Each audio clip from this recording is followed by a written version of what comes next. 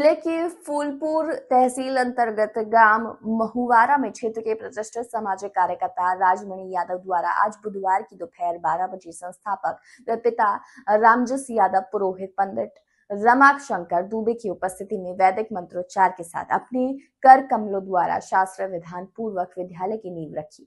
इस अवसर पर क्षेत्र के पत्रकार गण के साथ सम्मानित क्षेत्रीय गणमान्य उपस्थित रहे। वहीं विद्यालय के प्रबंधक राजमणि यादव ने बताया कि असहाय गरीबों के लिए इस विद्यालय की स्थापना हमारे पूज्य पिता रामजस यादव की पूर्व अभिलाषा थी और मैं एक ऐसे विद्यालय की स्थापना करूं कि जिसमें गरीब असहाय बच्चों को बगैर किसी शिक्षण शुल्क के अच्छी शिक्षा देने की व्यवस्था कर सकूं। उन्होंने कहा कि हमारा क्षेत्र अति पिछड़ा है। अपने क्षेत्र की नई पीढ़ी को अच्छी शिक्षा की व्यवस्था कराना हमारा संकल्प है, इसलिए आज का ये दिन हमारे जीवन के लिए बहुत महत्वपूर्ण रहा है।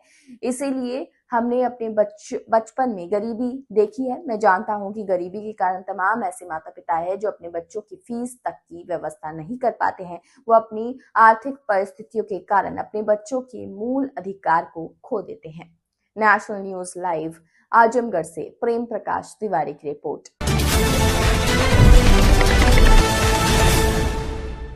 नमस्कार, मैं प्रेम प्रकाश तिवारी। इस समय मैं उपस्थित हूँ आजमगढ़ जिले के फूलपुर तहसील अंतर्गत ग्राम महुआरा में, जहाँ पर एक सामाजिक कार्यकर्ता द्वारा एक विद्यालय का निर्माण किया जा रहा है और आज भूमि पूजन है। अब मैं उनके पास पहुँच करके ये जानना चाहूँगा कि आपकी व्यवस्था किस प्रकार की व्यवस्था आपकी होगी और इस क्षेत्र के बच्चों को किस प्रकार की सुविधाएं आप उपलब्ध करावेंगे, इसके बारे में अभी हम पहुंच करके जान। भैया स्वागत है आपको हमारे चैनल पर। परिचय जानना चाहेंगे आपका। सबसे पहले तो मैं सभी आप पत्रकार बंधुओं का सादर प्रणाम अभिनंदन करता हूं एवं दिल से आभार प्रकट करते हुए अपने क्षेत्र की जनता का, अपने लोगों का। आज ये जो प्रोग्राम रखे हैं शिलान्यास का, इसका मुख्य उद्देश्य क्या है? सबसे पहले आपने परिचय पूछा तो मैं उसे पूर्ण कर दूं। मेरा नाम राजमणि यादव है और मैं रॉयल ओशियन ग्रुप के माध्यम से लखनऊ में कारोबार करता हूँ। मैं यहाँ, मेरा जन्म स्थान है, मैं यहाँ का निवासी हूँ। तो मेरा सिद्धांत ये है कि जहाँ मैं इस कार्यक्रम को चला रहा हूँ, जब आप इस क्षेत्र को देखेंगे तो बड़ी मुश्किल से कोई एकाध व्यक्ति पढ़ा लिखा मिल जाएगा। 1% भी नहीं वो जनसंख्या आएगी जो मेरे अपने क्षेत्र की। तो मेरा सबसे पहला सिद्धांत ये है कि मैं अपने जो जनरेशन आ रही है, जो पीढ़ियाँ आ रही हैं, उनको बेहतर तरीके से शिक्षित कर सकूँ, उनको शिक्षा के मामले में स्ट्रांग बना सकूं और इसी के सिद्धांत को लेकर मैं आगे निकला हूं। और उसी के तहत जो है आज जो निर्माण होना है स्कूल का, उसके लिए भूमि पूजन का जो है कार्यक्रम रखा गया था और उसी कार्यक्रम के तहत लोगों की यहाँ उपस्थिति। इस विद्यालय से आप लोगों को किस तरह से व्यवस्था देना चाहते हैं? इस विद्यालय से मैं लोगों को एक उच्च स्तर की व्यवस्था देना चाहता हूँ कि शिक्षण संस्थान की सारी सुविधाएं, सारी व्यवस्थाएं उन तक पहुँचे और उन्हें मिलें। आपको क्या लगता है कि किस तरह से सहयोग कर रहे हैं जिले के लोग या आपके गांव के लोग? मेरे साथ मेरे जिले के और मेरे गांव के लोगों का सहयोग है, शुभकामनाएं हैं और वही शुभकामनाएं और सहयोग की ही शुभकामनाओं रूपी सहयोग की ही मुझे जरूरत है। बाकी तो ईश्वर ने मुझे इस लायक बना रखा है कि मैं उस कार्यक्रम को जहां तक चला पा रहा हूं वहां तक समर्थ हूं और चला रहा हूं। ऐसा आपने क्यों सोचा कि क्या किया जा सकता है, कुछ नया किया जा सकता है, किस तरह से शिक्षा हम दे सकते हैं, किस तरह से यहाँ अध्यापक रखे जा सकते हैं? कुछ आपका क्वेश्चन बिल्कुल जायज़ है पत्रकार बंधु। मैंने इसलिए इस तरह का सोचा क्योंकि मैं यहीं से गया हूँ। मेरा जीवन बड़ी गरीबी में पला है। सुबह के समय भोजन मिल जाता है था तो शाम का नहीं, और शाम का मिल जाता था तो सुबह का नहीं। इन सारी व्यवस्थाओं के साथ जिस दिन छुट्टी होती थी उस दिन पूरा दिन जो है पशु को चराने में निकल जाया करता था। तो मैंने इस जीवन को, यहाँ के लोगों के जीवन को बड़ी करीब से देखा है, उनके बीच मैंने वो जीवन जिया है।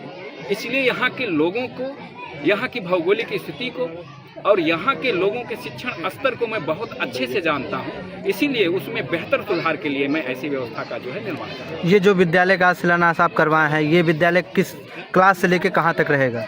ये विद्यालय अभी तो बिल्कुल प्राइमरी स्तर की इसकी शुरुआत है।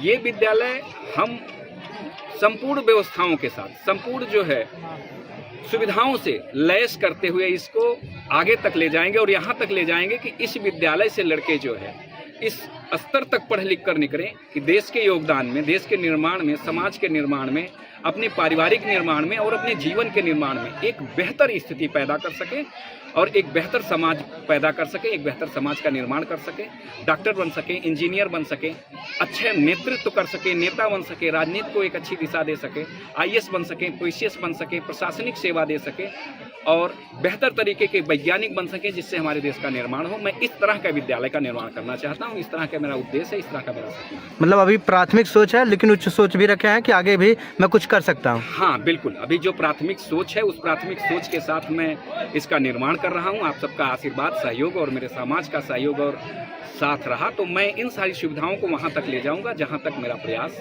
है, जहाँ तक मेरी सोच है। हमारे चैनल के माध्यम से क्या बताना चाहते हैं जनता को, और विद्यालय का नाम एक बार जानना चाहेंगे कि किस नाम से इस विद्यालय का आप उत्पादन करेंगे?